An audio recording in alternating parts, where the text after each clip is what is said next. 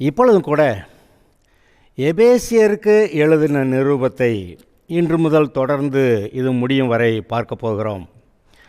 இந்த எபேசியர் சபை, எபேசு சபையானது ஒரு புறஜாதிகள் பெரும்பான்மையாக இருக்கக்கூடிய ஒரு சபையாக இருந்தது. ஆதலால் இந்த கடிதம் புறஜாதிகளுக்கு கர்த்தராகிய இயேசு கிறிஸ்துவை பற்றி, அவருடைய கிருபையை பற்றி, ஜெயமான வாழ்க்கையை பற்றி எழுதுகிற ஒரு புஸ்தகமாக இது அமைந்திருக்கிறது. ஆதலால் இது நமக்கு மிகவும் பிரயோஜனமானது. நாம் எல்லாரும் புறஜாதிகளிலிருந்து ரட்சிக்கப்பட்டு வந்தவர்கள். ஆபிரகாமின் சந்ததி, அதுவும் ஈசாக்கின் மூலமாய் உண்டான சந்ததி மட்டும்தான் அது தேவனுடைய ஜனங்கள் என்று சொல்லப்பட்டார்கள். மீதி எல்லாரும் புறஜாதிகள் என்று சொல்லப்பட்டார்கள். சரி, சபை என்பது அது புறஜாதிகள் மட்டுமல்ல, அல்லது இந்த தேவனுடைய ஜனம் என்று சொல்லப்படுகிற இஸ்ரவேல் கூட்டத்தாரிடத்தில் மட்டுமல்ல, உலகெங்கும் இருந்து கர்த்தராகிய இயேசுவை ஆண்டவராக ஏற்றுக்கொண்டு ரட்சிக்கப்பட்டு வருகிறவர்கள், அவர்கள்தான் மொத்தமாக சபை, அதாவது யூனிவர்சல் சர்ச், அதாவது உலகெங்கும் இருக்கக்கூடிய கர்த்தருடைய சபை என்று சொல்லலாம். ஆனால் அதே சமயத்தில் நீங்கள் ஒவ்வொரு நாட்டிலும் ஒவ்வொரு ஊரிலும் தனித்தனியாக சபைகள் இருக்கின்றன. இந்த தனிப்பட்ட சபையில் பார்த்திங்கன்னா அதில் ரட்சிக்கப்பட்டவங்களும் இருப்பாங்க, ஒரு சிலர் ரட்சிக்கப்படாதவங்களும் இருப்பாங்க. சில சபையில் ரட்சிக்கப்படாதவங்க தான் பெரும்பான்மையாக இருக்கிறாங்க, ரட்சிக்கப்பட்டவர்கள் கொஞ்சமாக இருக்கிறாங்க. எப்படி இருந்தாலும் சரி, இதை லோக்கல் சர்ச் என்று சொல்லுகிறோம். இந்த லோக்கல் சர்ச்சில் தான் சுவிசேஷம் அறிவிக்கப்படுகிறது, அதிலிருந்து அறிவிக்கப்படுகிறது. வீட்டு ஜபக்குழுக்கள் மூலமாய் சுவிசேஷம் அறிவிக்கப்படுகிறது. இந்த எபேசியருக்கு எழுதின நிருபத்தை நீங்கள் வாசிக்கும்போது அங்கே கிறிஸ்துவின் சபை எவ்வளவு மேன்மையானதாக ஏற்படுத்தப்பட்டது என்றும், அப்படி எப்படி தன்னுடைய மேன்மையை காத்து கொண்டது சபை கிறிஸ்துவுக்குள் முன்னேற வேண்டும் என்றும் அது அங்கே சொல்லியிருக்கிறது. ஆதலால் இந்த எபேசு நிருபத்தை நாம் வாசித்து அதில் இருக்கிற முக்கியமான கருத்துக்களை நாம் எடுத்து நம்முடைய வாழ்க்கைக்கு பிரயோஜனமாக வைத்துக்கொள்வது நமக்கு நல்லது. ஆதலால் இப்பொழுது எபேசியருக்கு எழுதின நிருபம் நீங்கள் முதல் அதிகாரத்தை எடுத்து வைத்து கொள்ளுங்கள். நான் சொல்ல நீங்கள் கவனிப்பீர்கள் என்றால் அது உங்களுக்கு மிகவும் பிரயோஜனமாக இருக்கும். கர்த்தர் உங்களை ஆசீர்வதிப்பார். தேவனுடைய சித்தத்தினாலே இயேசு கிறிஸ்துவனுடைய அப்போஸ்தலனாகிய பவுல், எபேசுவிலே கிறிஸ்து இயேசுவுக்குள் விசுவாசிகளாக இருக்கிற பரிசுத்தவான்களுக்கு எழுதுகிறதாவது, தேவனுடைய சித்தத்தினாலே கிறிஸ்துவனுடைய அப்போஸ்தலனாக இருக்கிற பவுல் தானா நான் அப்போஸ்தலனாக இருக்க போகிறேன் அப்படின்னு சொல்லி தன்னை உயர்த்தவில்லை. அவன் மிகவும் பெரிய படிப்பாளி. கமாலியேல் என்ற ஒரு பெரிய ப்ரொஃபஸர்கிட்ட அவன் படித்தவன். அந்த இஸ்ரவேல் தேசத்தோடைய அந்த சட்டத்திட்டங்களை நன்றாய் அறிந்தவன், வேத வாக்கியங்களை நன்றாய் கற்றறிந்தவன்.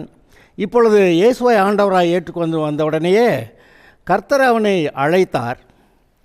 அவனுக்கு தெரிந்த அளவுக்கு சுவிசேஷத்தை உடனே அறிவிக்க ஆரம்பித்தான். ஆனாலும் கூட ஆரம்பத்திலே அவன் அப்போஸ்தலனாக இருக்கவில்லை. அவன் போதகனாக இருந்தான், பிறகு தீர்க்கதரிசியாக இருந்தான் என்றெல்லாம் நாம் பார்க்கிறோம். கடைசியில் ஒரு நாளில் அவன் அப்போஸ்தலனாக அழைக்கப்பட்டிருக்கிறான். ஆதலால் தான் பாருங்கள், இப்போ தைரியமாக அவன் சொல்லுகிறான், தேவனுடைய சித்தத்தினாலே அப்போஸ்தலனாகும்படி, கிறிஸ்துவனுடைய அப்போஸ்தலனாகும்படி தேவனுடைய சித்தத்தினாலே இயேசு கிறிஸ்துவுடைய அப்போஸ்தலனாகிய பவுல். தேவனுடைய சித்தத்தினால தான் நான் இயேசு கிறிஸ்துவுடைய அப்போஸ்தலனாக இருக்கிறேன். அப்போஸ்தலன்கிற வார்த்தைக்கு அனுப்பப்பட்டவன் என்று பெயர். இயேசு கிறிஸ்துவால் அனுப்பப்பட்ட ஆள் என்று அர்த்தம். எபேசுவிலே கிறிஸ்து இயேசுவுக்குள் விசுவாசிகளாக இருக்கிற பரிசுத்தவான்களுக்கு எழுதுகிறதாவது, எபேசு பட்டணத்தில் ஒரு கூட்டம் இயேசுவை ஆண்டவராக ஏற்றுக்கொண்டு ரட்சிக்கப்பட்டு வந்தார்கள். அவர்களை பற்றி என்ன சொல்லியிருக்கிறது தெரியுமா? பரிசுத்தவான்களுக்கு எழுதுகிறதாவது. அப்படியானால் ரட்சிக்கப்பட்டு வந்திருக்கிற எல்லாரையும் பைபிள் சொல்லுகிறது பரிசுத்தவான்கள் என்று. ஆதலால் ரட்சிக்கப்பட்டிருக்கிற நாம் எல்லாரும் பரிசுத்தவான்கள் என்று கர்த்தர் சொல்லுகிறார். அதை ஆமோதித்து அதை ஏற்றுக்கொள்ளுகிறது மட்டும்தான் தேவனுக்கு முன்பாக தாழ்மையாக இருப்பதை ஒழிய, இல்லை நான் அவ்வளோ பாவமெல்லாம் செஞ்சேன், நான் பெரிய பாவங்கள்லாம் செஞ்சுருக்கேன், நான் நிறைய பாவங்களை செஞ்சுருக்கேன் அப்படின்ட்டு நான் பாவிதான் யாரும் சொல்லக்கூடாது, ரட்சிக்கப்பட்டவங்க. அது மட்டும் இல்லை, சிலர் சொல்லுவாங்க ரட்சிக்கப்பட்ட பாவி அப்படின்னு சொல்லுவாங்க. பைபிள் அப்படி சொல்லலை. அது கிறிஸ்து இயேசுவுக்குள் விசுவாசிகளாக இருக்கிற பரிசுத்தவான்களுக்கு எழுதுகிறதாவது அப்படி சொல்லியிருக்கு. கிறிஸ்து இயேசுவுக்குள்ளே விசுவாசிகளாக இருக்கீங்களா? அப்போ நீங்கள் பரிசுத்தவான்கள் என்று பைபிள் சொல்லுகிறது. அவர் உங்களை பற்றி என்ன சொல்லுகிறாரோ அதை அங்கீகரிக்கிறது. அவர் தன்னை பற்றி என்ன சொல்லியிருக்கிறாரோ அதை அங்கீகரிக்கிறது. அவர் தேவனுடைய விரோதி, நமக்கு விரோதி தான் இந்த பிசாசு. இந்த பிசாசை பற்றி என்ன சொல்லியிருக்கிறாரோ அதை அப்படியே அங்கீகரிக்கிறது மட்டுமே உண்மையான மனத்தாழ்மை என்று நாம் அறிய வேண்டும். ஆக பாருங்கள், சில ஆட்கள் சொல்லிட்டாங்க, அப்போஸ்தலனாகிய பவுலுங்கிறவன் சும்மா அப்போஸ்தலன்னு சொல்லிக்கிறான், தேவனால் அழைக்கப்படலை, அவன் என்னமோ பேசிகிட்டு இருக்கான்னு சொல்லி இந்த கொரிந்து சபைக்கு எழுதின நிருபத்தை, 2வது நிருபத்தெல்லாம் வாசிங்கன்னா அது விளங்கும். ஆனால் சொல்கிறான், தேவனுடைய சித்தத்தினாலே இயேசு கிறிஸ்துவின் அப்போஸ்தலனாக இருக்கும்படி அழைக்கப்பட்ட பவுல். 2வது, கிறிஸ்து இயேசுக்குள் விசுவாசிகளாக இருக்கிற பரிசுத்தவான்களுக்கு எழுதுகிறதாவது, பாவிகளுக்கு எழுதலை, பரிசுத்தவான்களுக்கு எழுதுகிறதாவது என்று சொல்கிறான். அடுத்து, நம்முடைய பிதாவாகிய தேவனாலும் கர்த்தராகிய இயேசு கிறிஸ்துவினாலும் உங்களுக்கு கிருபையும் சமாதானமும் உண்டாவதாக. இந்த வசனத்தை கவனிச்சிங்கன்னா ஒவ்வொரு நிருபத்திலையும் ஏறக்குறைய இது மாதிரி பவுல் ஆரம்பிக்கிறத நீங்கள் பார்ப்பீங்க. என்னென்னு, பிதாவாகிய தேவனாலும் கர்த்தராகிய இயேசு கிறிஸ்துவினாலும் உங்களுக்கு கிருபையும் சமாதானமும் உண்டாவதாக. இந்த கிருபை என்பது மனிதனுடைய சுய முயற்சியினாலே உண்டாகிற பலன்கள் அல்ல. மனிதனால் தன்னுடைய பாவத்தை தொலைக்க முடியாது, மனிதனால் தேவனுக்கு பிரியமாக மாற முடியாது. அவனுடைய சுய முயற்சியினால் தன்னை ரட்சிப்புக்குள்ளே தானே நடத்தி கொள்ள முடியாது என்று தேவனே அறிந்து, தேவனே இந்த மனுஷனுக்கு ரட்சிக்கப்படுகிறதற்கான ஒரு வாய்ப்பை எப்படி உண்டாக்கினார்? தமது குமாரனாகிய இயேசுவை அனுப்பி அவர் மூலமாய் மனுஷனுடைய பாவங்களுக்கு பரிகாரம் செய்தார். அதை விசுவாசித்து ஏற்றுக்கொள்ளுகிறவர்கள் ரட்சிக்கப்படுகிறார்கள். பாருங்கள், ரட்சிப்புக்கு என்ன செய்கிறாங்க? கர்த்தராகிய இயேசு என்னுடைய பாவங்களுக்காக பரிகாரம் செய்தார், அதை விசுவாசிக்கிறேன், ஏற்றுக்கொள்ளுகிறேன். ஆக தேவன் ஒரு வாய்ப்பு கொடுக்கிறார்.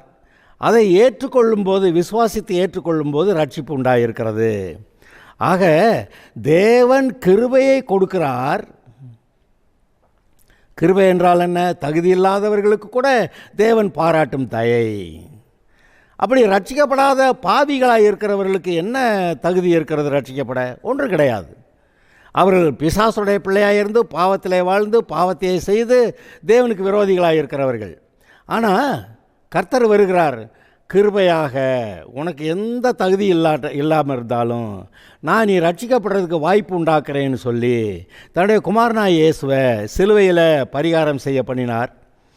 அதை இப்பொழுது நீ ஏற்றுக்கொள். கிருபையாய் இலவசமாய் எனக்கு சத்துருவாய் இருக்கிற நீ என்னிடத்தில் வந்துவிடும்படியாய் உனக்கு வாய்ப்பு கொடுக்கிறேன் என்று சொல்லி தேவன் தம்முடைய கிருபையை அங்கே வெளிப்படுத்துகிறார். அந்த கிருபையினால் சமாதானம் பெருக கடவது என்று சொல்லுகிறார். என்ன சமாதானம்? இந்த ரட்சிக்கப்படாத மனிதனுடைய இருதயத்தில் எந்த சமாதானமும் இல்லை. அவனுடைய இருதயம் கொந்தளிக்கிறது, ஆத்திரப்படுகிறது, ஆசைப்படுகிறது. அது இதை சம்பாதிக்கணும், அதை சம்பாதிக்கணும், இப்படி பெரிய ஆளாகணும், அப்படி பெரிய ஆளாகணும், எல்லாத்தையும் அடக்கி ஆளணும் என்று சொல்லி உள்ளத்தில் ஒரு பெரிய வேகம். அது தேவனுக்கு உகந்தது அல்ல. அப்படி இருக்கிறது. சமாதானம் இல்லை. ஆனால் கர்த்தர் சொல்லுகிறார், பிதாவாகிய தேவனாலும் கர்த்தராகிய இயேசு கிறிஸ்துவினாலும் உங்களுக்கு கிருபையும் சமாதானமும் உண்டாவதாக. கிருபை அவர் இலவசமாக கொடுக்கிறது. 2வது சமாதானம், தேவனோடு கூட சமாதானம் உண்டாவதாக என்று சொல்லப்படுகிறது. ரட்சிக்கப்படுகிறதற்கு முன்பாக நாம் தேவனுக்கு பகைஞர்களாக இருந்தோம். பிசாசின் பிள்ளைகளாக பாவத்தில் இருந்த பின்ன எப்படி? ஆக தேவனுக்கு பகைஞர்களாக இருந்தோம். இப்பொழுது பிதாவாகிய தேவன் அன்புள்ளவர்.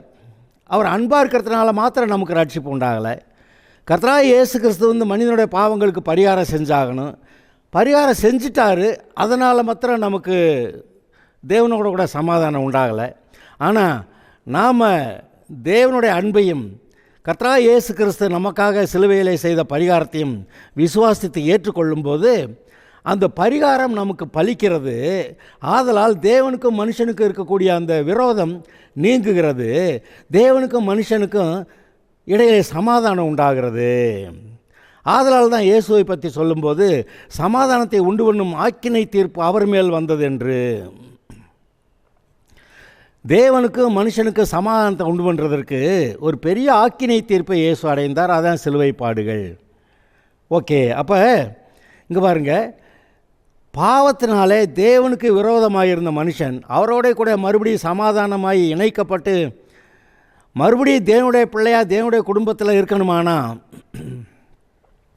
அங்கே அந்த மனுஷன் செய்த பாவத்துக்கான தண்டனையை ஏற்றுக்கொண்டு ஒருவர் பரிகாரம் செலுத்த வேண்டியிருந்தது. அதனால தான் பிதாவாகி தேவன் அன்புள்ளவர், அதனால் மட்டும் ரட்சிப்பு உண்டாகலை. கர்த்தராகிய இயேசு கிறிஸ்து சிலுவையில் நம்முடைய பாவங்களுக்கு பரிகாரம் செய்தார், அதனால் மட்டும் அது நடக்கலை. ஆனால் பிதாவாகி தேவனுடைய அன்பினாலும் கர்த்தராகிய இயேசு கிறிஸ்துடைய கிருபையினாலும் அதை நீங்கள் ஏற்றுக்கொண்டு விசுவாசித்து ஏற்றுக்கொள்ளுகிறதுனாலே உங்களுக்கு சமாதானம், தேவனோட கூட சமாதானம் உண்டாகிறதே, அந்த சமாதானம் உங்களிடத்தில் பெருக கடவது.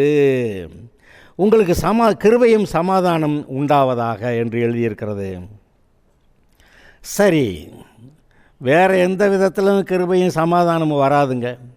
மனிதனுடைய முயற்சிகள், நான் இந்த பாவம் செஞ்சுட்டேன், அதுக்கு ஏதாவது பரிகாரம் செஞ்சுக்கிறேன், ஏழைகளுக்கு தான தர்மம் பண்ணுறேன், அப்புறம் இந்த ஊரில் நான் ஸ்கூல் கட்டித்தாரேன், அல்லது மருத்துவமனை கட்டித்தாரேன், இதெல்லாம் இல்லை, தண்ணீர் இல்லாத ஊரில் கிணறு வெட்டித்தாரேன், இப்படியெல்லாம் நல்ல காரியங்கள் செய்து தன்னுடைய பாவத்தை போக்க முடியாது. அல்லது இந்த சமுத்திரத்தில் போய் ஆற்றுல போய் நான் குளித்து என்னுடைய பாவத்தெல்லாம் கழுவிட்டு வர்றேன், அதெல்லாம் கழுவ முடியாது. அவன் செய்தது தான். எஜமான் பார்த்து மன்னித்தால் மன்னித்தது தான், மன்னிக்காட்டி மன்னிக்காதது தான். ஆனால் பாருங்கள், இந்த எஜமான் சொல்லுகிறார், நான் உனக்கு மன்னிக்கிறேன், நீ திரும்ப என்னிடத்திலே வருவாயானால், நீ உன்னுடைய பாவத்திலேயே தொடர்ந்து இருக்காமல் மனம் திரும்பி நீ என்னிடத்திலே வருவாயானால் நான் கிருபையாக உன்னை மன்னித்து உன்னை என்னுடைய பிள்ளையாக ஏற்றுக்கொள்ளுகிறேன் என்று சொல்லுகிறார். அங்கே தான் பாருங்கள், கிருபையும் சமாதானம் உங்களுக்கு உண்டாவதாக என்று சொல்லுகிறது. சரி, இன்னொரு விஷயத்தை நான் அந்த இடத்துல சொல்கிறேன். 3வது வசனம், நம்முடைய கர்த்தராகிய இயேசு கிறிஸ்துவின் பிதாவாகிய தேவனுக்கு ஸ்தோத்திரம், அவர் கிறிஸ்துவுக்குள் உன்னதங்களிலே ஆவிக்குரிய சகல ஆசீர்வாதத்தினாலும் நம்மை ஆசீர்வதித்திருக்கிறார். இது ரொம்ப முக்கியமான வசனம். இதை நன்றாய் புரிந்து கொள்ளுகிறது மிகவும் அவசியமாக இருக்கிறது. நம்முடைய கர்த்தராகிய இயேசு கிறிஸ்துவின் பிதாவாகிய தேவனுக்கு ஸ்தோத்திரம். தேவனுக்கு ஸ்தோத்திரம். இயேசு யார்? நம்முடைய கர்த்தர். நமக்காக சகலத்தையும் யாவையும் செய்து முடித்திருக்கிறவர். நமக்காக யாவையும் செய்து முடித்திருக்கிற இந்த இயேசு கிறிஸ்து மூலமாக பிதாவாகிய தேவனுக்கு ஸ்தோத்திரம், நன்றி எல்லாம் சொல்லுகிறோம். ஏன்னா அவர் கிறிஸ்துவுக்குள் உன்னதங்களிலே ஆவிக்குரிய சகல ஆசீர்வாதத்தினாலும் நம்மை ஆசீர்வதித்திருக்கிறார். எங்கே இப்போ இயேசு ஆண்டவராக ஏற்றுக்கொண்டிருக்கிறீங்க, ரட்சிக்கப்பட்டிருக்கிறீங்க, சபைக்குட்பட்டிருக்கிறீங்க. சபைக்குட்பட்டிருக்கிறதுனால நீங்கள் பரிசுத்தவான்கள் என்று ஏற்கனவே சொல்லப்பட்டிருக்கிறது. உங்களுக்கு கிருபையும் சமாதானம் உண்டாயிருக்கிறது என்று சொல்லப்பட்டிருக்கிறது. அது மாத்திரமல்ல, இப்பொழுது என்ன சொல்லுகிறார்? கிறிஸ்துவுக்குள் உன்னதங்களிலே ஆவிக்குரிய சகல ஆசீர்வாதத்தினாலும் நம்மை ஆசீர்வதித்திருக்கிறார். ஆசீர்வதித்திருக்கிறார்னா பணம் காசெல்லாம் இப்போ வந்துருச்சுங்களா? வீட்டில் இருக்க சண்டையெல்லாம் தீர்ந்துருச்சுங்களா? அல்லது மற்ற எல்லாம் கடன் பிரச்சனை அதெல்லாம் எல்லாம் தீர்ந்துருச்சுங்களான்னா இன்னும் தீரலை. ஆனால் அவைகளெல்லாம் தீர்ப்பதற்கான எல்லா காரியங்களையும் தேவன் செய்து முடித்திருக்கிறார் என்று நீங்கள் பார்க்க வேண்டும். கர்த்தர் எனக்காக யாவையும் செய்து முடித்தார் என்று சொல்லியிருக்கிறது அல்லவா? அதுபோல் இங்கே எல்லாவற்றையும் செய்து முடித்திருக்கிறார். திரும்ப வாசிக்கிறேன், அர்த்தம் சொல்லுகிறேன். அவர் கிறிஸ்துவுக்குள் உன்னதங்களிலே ஆவிக்குரிய சகல ஆசீர்வாதத்தினாலும் நம்மை ஆசீர்வதித்திருக்கிறார். ஆவிக்குரிய சகல ஆசீர்வாதம், ஆவிக்குரிய ஆசீர்வாதம், ஆவிக்குரிய ஆசீர்வாதம், ஆவிக்குரிய ஆசீர்வாதம்னே சொல்லுவாங்க. ஆமாம், அது ஆவிக்குரிய ஆசீர்வாதம் தான், அதில் ஒன்றும் சந்தேகம் இல்லை. என்ன ஆசீர்வாதம்? உங்களுக்கு தேவையான எல்லா காரியங்களையும் ஆவி மண்டலத்தில் கிறிஸ்து இயேசுவுக்குள் உன்னதங்களிலே வைத்திருக்கிறார். உன்னதங்களிலே கிறிஸ்து இயேசுவுக்குள் உங்களை ஆவிக்குரிய சகல ஆசீர்வாதத்தினாலும் ஆசீர்வதித்திருக்கிறார். அதாவது இந்த ஆசீர்வாதங்கள் உங்களுக்கு வைக்கப்பட்டாயிற்று, சம்பாதித்து வைக்கப்பட்டாயிற்று, கிறிஸ்துவுக்குள்ளாக இருக்கிறது. அது ஆவி மண்டலத்தில் இருக்கிறது. அதை இயற்கை மண்டலத்தில் வர வைக்கிறது மட்டும் நம்முடைய வேலை என்று சொல்லுகிறார். ஆக ஒரு காலத்திலே பாவிகளாக இருந்த மனுஷனை பாருங்கள், அவர் தம்முடைய அன்பினாலும் கர்த்தராகிய இயேசு கிறிஸ்து சிலுவையிலே நமக்காக சம்பாதித்த அந்த சம்பாத்தியங்கள் தான் அது இலவசமாய் நமக்கு கொடுக்கப்படுகிறது. அது கிருபையாய் நமக்கு வருகிறது. அப்படி வருகிற அந்த கிருபையை தேவனுடைய அன்பினால், அவருடைய கிருபையினால் நமக்கு பாருங்கள், அங்கே அந்த கிருபை பெருக கடவுது. கிருபைன்னா தகுதி இல்லாதவர்களுக்கு தேவன் பாராட்டுகிற தயை, ஆசீர்வாதங்கள்.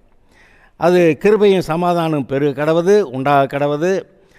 அவர் இப்போ நமக்காக எல்லா ஆசீர்வாதங்களையும் நம்முடைய வாழ்நாள் முழுவதும் நமக்கு தேவையாக இருக்கிற எல்லா காரியங்களையும் ஏற்கனவே சம்பாதித்து நமக்கு முன்பாக ஆவி மண்டலத்தில் வைத்திருக்கிறார். உங்களுக்கு தெரியும், ஆவி மண்டலம் இருக்கிறது, இயற்கை மண்டலம் இருக்கிறது. ஆவி மண்டலத்தில் இருக்கிற காரியங்கள் தான் இயற்கை மண்டலத்துக்கு வருது. இப்போ எப்படி ஆவி மண்டலத்திலேருந்து இயற்கை மண்டலத்துக்கு கொண்டு வர்றது?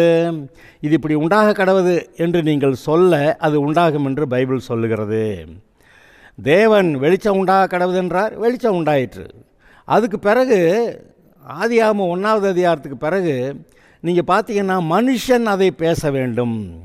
ஒழுங்கன்மை வெறுமையுமாக இருக்கிற, ஆழத்தில் இருள் இருக்கிற அந்த மாதிரி சூழ்நிலையில் பாருங்கள், அங்கே அவர் வெளிச்சத்தை உண்டாக்குனார். அதுபோல் நான் அப்படி செய்து காட்டியிருக்கிறேன், நீயும் இந்த வாக்குத்தத்தங்களின்படி நீ பேசி உன்னுடைய வாழ்க்கையிலே ஜீவனை, ஆசீர்வாதத்தை உண்டாக்கிக்கொள் என்று கர்த்தர் சொல்லியிருக்கிறார்.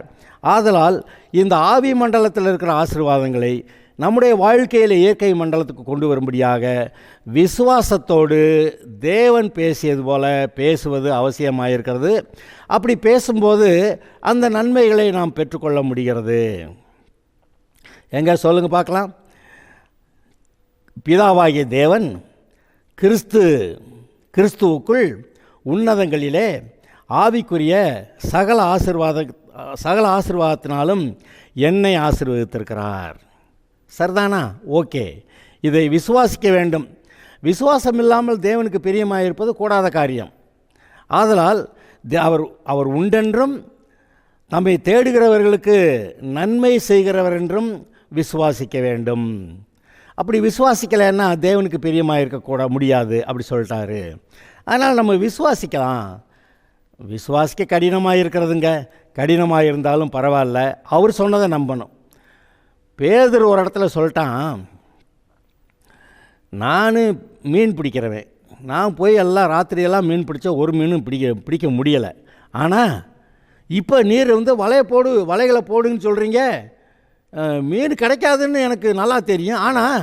ஆனால் நீர் சொல்லுகிறது நிமித்தம் வலையை போடுறேன்னு போட்டான். வலை கிழியத்தக்கதாக, படகு அமிழத்தக்கதாக அவ்வளவு பெரிய திரளான மீன்களை பிடித்தான் என்று பார்க்கிறீர்கள். என்னன்னு கேட்டிங்கன்னா, அவன் கர்த்தரை விசுவாசித்தான், அவர் சொன்ன வார்த்தையை விசுவாசித்தான், அதன்படி செயல்பட்டான். அவ்வளவுதான், அந்த ஆசீர்வாதத்தை அவன் சுதந்திரித்து விட்டான். ஆகையால் அருமையானவர்களே, நமக்கு முன்பாக ஒரு பெரிய வாய்ப்பு வைக்கப்பட்டிருக்கிறது. நம்முடைய சொந்த வாழ்க்கையிலையும் சரி, குடும்ப காரியங்கள்லையும் சரி, பிள்ளைகளுடைய காரியங்கள்லையும் சரி, மற்ற மனிதர்களுடைய உறவு, வேலை பார்க்கிற இடத்துல இருக்கக்கூடிய சூழ்நிலைகள் எல்லாவற்றிலும் அங்கே எதுவும் ஒழுங்காக இல்லைதான். ஆனால் அது ஒழுங்காக கடவுது, இது இப்படி ஆக கடவுது அப்படி நீங்கள் சொல்லும்போது அப்படி ஆகும் என்று கர்த்தர் சொல்லுகிறார். அல்லேலூயா, ஸ்தோத்திரம், கர்த்தருக்கு ஸ்தோத்திரம். இன்னும் ஒரு வசனத்தை நான் உங்களுக்கு சொல்ல விரும்புகிறேன். 4வது வசனம், தமக்கு முன்பாக நாம் அன்பில் பரிசுத்தம் உள்ளவர்களும் குற்றமில்லாதவர்களுமாய் இருப்பதற்கு அவர் உலகத் தோற்றத்துக்கு முன்னே கிறிஸ்துவுக்குள் நம்மை தெரிந்து கொண்டார். எப்பொழுது உங்களை தெரிந்து கொண்டாராம்? உலகத் தோற்றத்துக்கு முன்னே உங்களை தெரிந்து கொண்டாராம். எப்படி இருக்கிறதற்கு? அவருக்கு முன்பாக நாம் அன்பில் பரிசுத்தம் உள்ளவர்களும், அதாவது அன்பானவர்களாகவும் பரிசுத்தம் உள்ளவர்களாகவும் இருப்பதற்கு, தேவனிடத்தில் அன்பாக பரிசுத்தம் உள்ளவர்களாக இருக்கிறதற்கு உலகத் தோற்றத்துக்கு முன்னே நம்மை தெரிந்து கொண்டார். அது மாத்திரமல்ல, பிரியமானவருக்குள், அதாவது இயேசு கிறிஸ்துவுக்குள் அவர் நமக்கு தந்தருளின அவருடைய மகிமையின் கிருபையின் மகிமைக்கு புகழ்ச்சியாக, கிறிஸ்துவுக்குள்ளாக தேவன் நமக்கு எவ்வளவு கிருபையை கொடுத்துருக்கிறாரு அப்படி பார்த்து, அந்த கிருபையின் மகிமைக்கு புகழ்ச்சியாக, அவ்வளவு அதிகமான கிருபையாம், அதுவே மகிமை என்று சொல்லப்படுகிறது. புகழ்ச்சியாக தம்முடைய தயவுள்ள சித்தத்தின்படியே நம்மை இயேசு கிறிஸ்து மூலமாய் தமக்கு சுவீகார புத்திரராகும்படி முன் குறித்திருக்கிறார். சுவீகார புத்திரர்னா தத்தெடுத்தது சொல்லலாம். ஆனால் தத்தெடுத்தது மட்டும் இல்லை, தேவனால் பிறந்தவர்கள்னு நமக்கு தெரியும். அது ஒரு ஸ்டேஜில் அப்படி சொல்கிறாரு, இன்னொரு ஸ்டேஜில் தேவனால் பிறந்தவர்கள்னு சொல்கிறாரு. ரெண்டையும் புரிந்து கொள்ளலாம். பாருங்கள், இயேசு கிறிஸ்து மூலமாய் அவருக்கு சுவீகார புத்திரராகும்படி முன் குறித்திருக்கிறார். எப்போ? உலக தோற்றத்துக்கு முன்னே. பாருங்கள், என்னென்னு குறிச்சிட்டாரு. நீங்கள் யாரெல்லாம் ரட்சிக்கப்படுவீங்களோ அவங்க எல்லாரும் கிறிஸ்து இயேசுவுக்குள்ள தேவனுடைய பிள்ளைகளாக இருக்கும்படி, சுவீகார புத்திரராக இருக்கும்படி உலக தோற்றத்துக்கு முன்னே உங்களை குறித்து விட்டார். சிலர் சொல்லுவாங்க, இன்ன நேரம்லாம் ரட்சிக்கப்படணும்னு குறித்தாரு, இன்ன நாளெலாம் ரட்சிக்கப்படாட்டி போகிறேன் அப்படின்னு விட்டுட்டாரு, அப்படி குறித்தாருன்னு சொல்லுவாங்க. இல்லை, அப்படி குறித்தா இவங்க மட்டும் ரட்சிக்கப்படணும், இவங்கெல்லாம் ரட்சிக்கப்படாதக்கூடாதுன்னு குறித்தா அப்போ தேவன்கிட்ட நீதியே இல்லை. அவர் நீதி இல்லாதவரா? அவர் சர்வலோக நியாயாதிபதி. அவர் நீதி செலுத்துகிறவர், நியாயத்தை செய்கிறவர். ஆக பாருங்கள், அவர் நல்லவர், அன்பாக இருக்கிறவர், நியாய தீர்ப்பு செலுத்த விரும்பவில்லை. அவர் நியாய தீர்ப்பு செலுத்த விரும்பாமல் தான் குமாரனா இயேசு மனுஷனாக போகிறாரு. அவர் போய் இந்த மனுஷர்களை நியாயத்திற்கட்டும் அப்படின்னு சொல்லி நியாயம் தீர்க்கிற வேலையை அந்த குமாரனா இயேசுவை கொடுத்தாரு.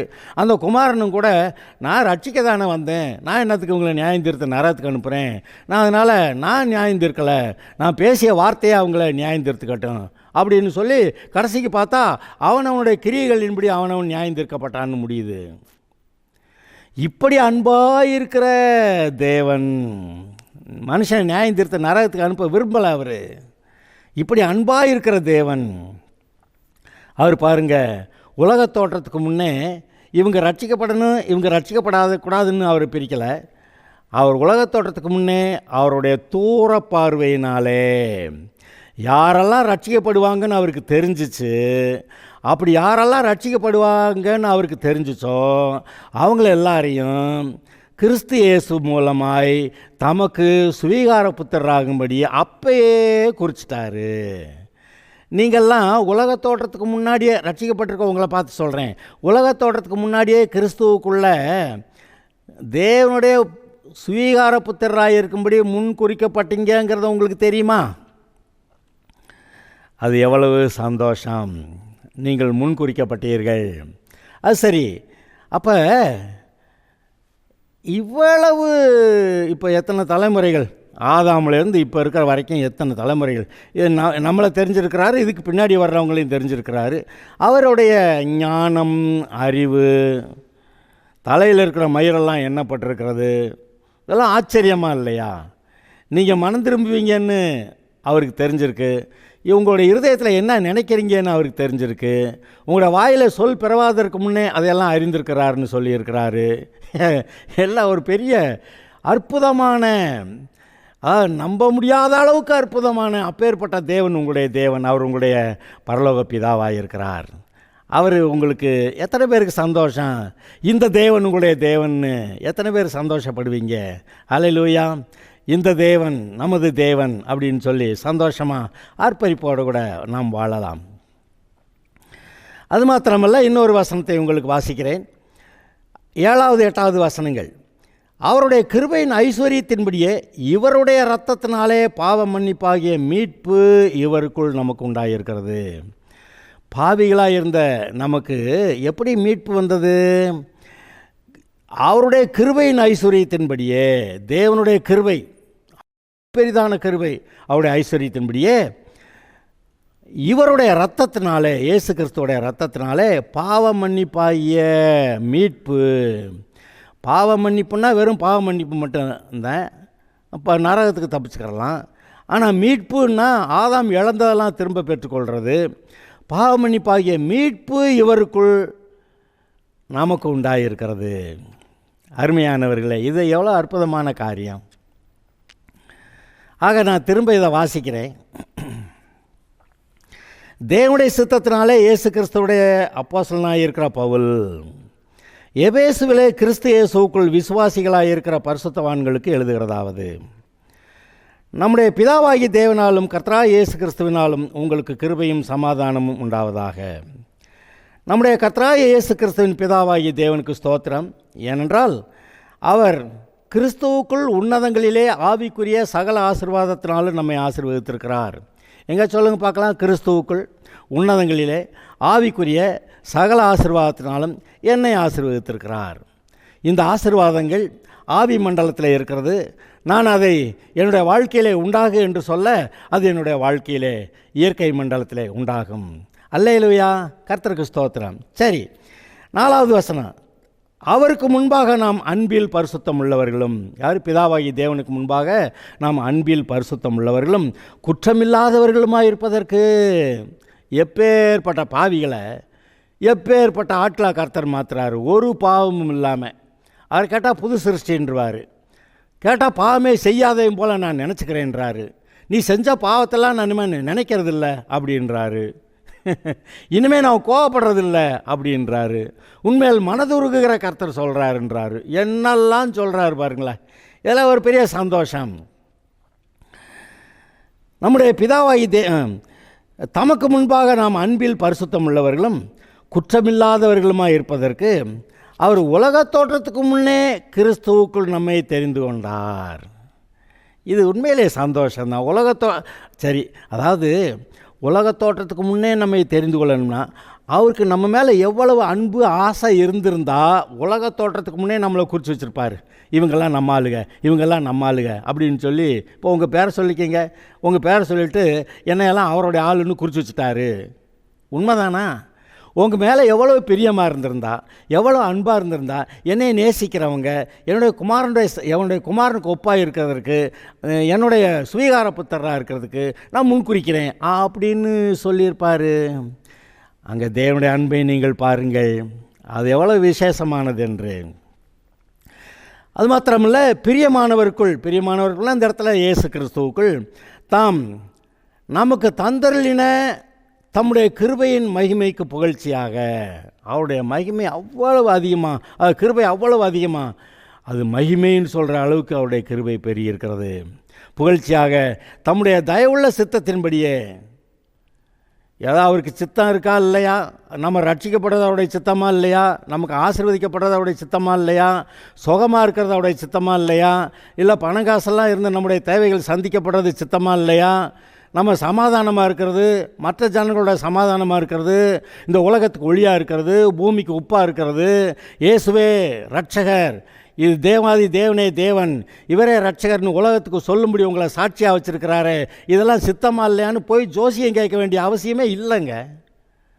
அவர் சொல்லியிருக்கிறார், அவர் தம்முடைய தயவுள்ள சித்தத்தின்படி உங்களையும் என்னையும் இயேசு கிறிஸ்து மூலமாய் தமக்கு சுவீகார புத்திரராகும்படி முன் குறித்திருக்கிறார்.